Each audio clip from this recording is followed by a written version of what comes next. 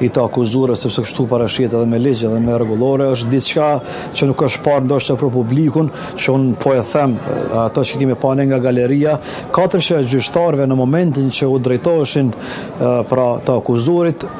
se simbolikisht janë kthyer nga ana e majt ose si të themi kanë lëviz me karrik nga natyre duke në farforme respektuar të drejtën e fjalës përfundimtare që kanë dhënë të akuzuarit, gjë që nuk ka ndodhur natyrshëm asnjëherë gjatë tërë procesit zgjedhor 3 vjeçar, sepse pothuajse gjatë gjithë kohës trupi gjykues qëndron në pozicion të njëjtë. Pra një lloj tregimi ose interpretimi siç është bë edhe nga njohësit e fushës edhe ekspertët është të njëjtë kanë treguar një lloj respekti për të akuzuarit dhe fjalën e tyre përfundimtare. Kjo për shkakun se të akuzuarit pothuajse gjatë 5 vite e gjysmë nuk kanë pas të drejtë të flasin dhe të shprehen asnjëherë deri më sot, përpos që njëherë ka bërë presidenti Thaçi në hapje të gjykimit me 3 prill të vitit 2023 dhe të tjerët nuk kishin mundësi të flasin. Prandaj sot ka qenë ditë shumë e rëndësishme dhe forma se si janë trajtuar pra ish drejtori të UÇK-s ka pasur një diskutim, po them edhe nga dhoma e galerisë dhe ata që e njohin këtë fushë si tregues që trupi gjykues megjithatë ka respektuar këtë aspekt të rëndësishëm në këtë proces. Prandaj po them